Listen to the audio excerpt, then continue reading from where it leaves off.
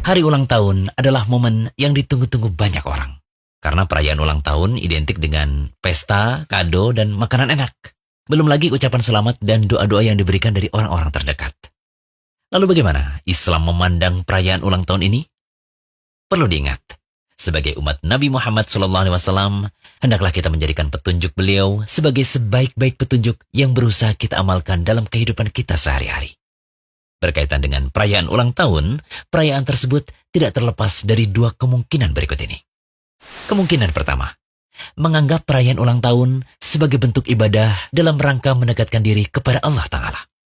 Jika ulang tahun dirayakan dengan melakukan ibadah secara khusus, misalnya dengan bersedekah, mengundang anak yatim, mentraktir makan, berdoa secara khusus di hari ulang tahun dengan mengundang orang yang dianggap soleh, berzikir, memohon ampun atau istighfar, atau bentuk-bentuk ibadah lainnya yang secara khusus lebih semangat dikerjakan di hari ulang tahun dibandingkan hari-hari biasa lainnya, maka perbuatan semacam ini termasuk dalam kategori amalan tanpa tuntunan.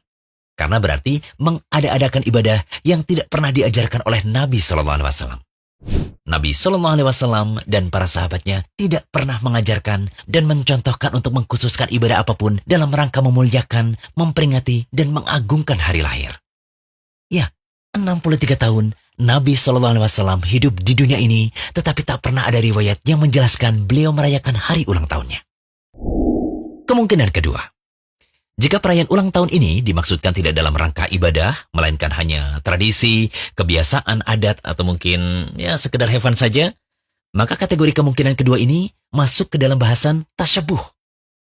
Jadi kesimpulannya, perayaan ulang tahun termasuk dalam bid'ah jika dirayakan dalam rangka ibadah untuk mendekatkan diri kepada Allah Ta'ala. Perayaan ulang tahun juga tetap terlarang meskipun hanya bermaksud untuk bersenang-senang. Karena syariat melarang untuk mengagungkan, memuliakan, dan mengistimewakan hari tertentu untuk senang-senang dan ibadah, kecuali ada dalil penetapannya dari syariat yang mulia ini. Seperti misalnya Hari Raya Idul Fitri atau Idul Adha.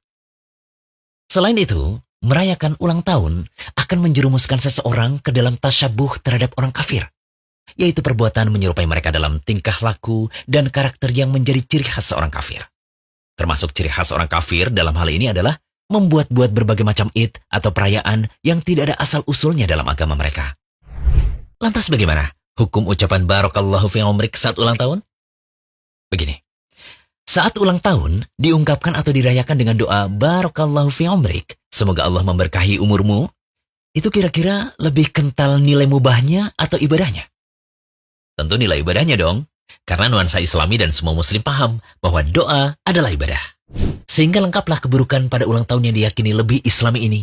Keburukan tasyabuh yang dikemas dengan ibadah. Ibarat kata pepatah, sudah jatuh tertimpa tangga pula. Tasyabuh kena, bid'ah pun kena. Maka bungkus Islami tadi tidak mengubah hakikat. Seperti riba yang disebut bunga, atau suap yang dibahasakan sedekah, atau bahkan zina yang disebut suka sama suka. Hukumnya tetap sama, haram. Jika demikian, sikap yang Islami dalam menghadapi hari ulang tahun adalah tidak mengadakan perayaan khusus. Biasa-biasa saja dan berwibawa dalam menghadapi perayaan semacam itu. Mensyukuri nikmat Allah berupa kesehatan, kehidupan, usia yang panjang sepatutnya dilakukan setiap saat, bukan setiap tahun. Dan tidak perlu dilakukan dengan ritual atau acara khusus. Demikian juga refleksi diri.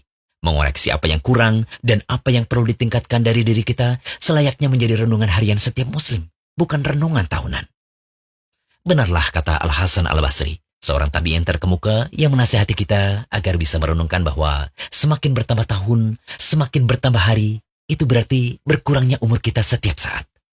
Wahai manusia, sesungguhnya kalian hanyalah kumpulan hari. Tatkala satu hari itu hilang, maka akan hilang pula sebagian dirimu. Al-Hasan Al-Basri juga pernah berkata, malam dan siang akan terus berlalu dengan cepat, dan umur pun berkurang, ajal kematian pun semakin dekat.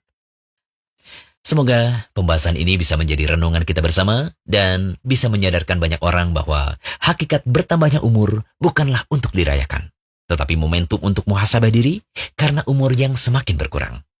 Semoga Allah memberikan keadaan terbaik bagi kehidupan kita. Amin. Jangan lupa kunjungi rumaiso.com. Update setiap hari, insya Allah.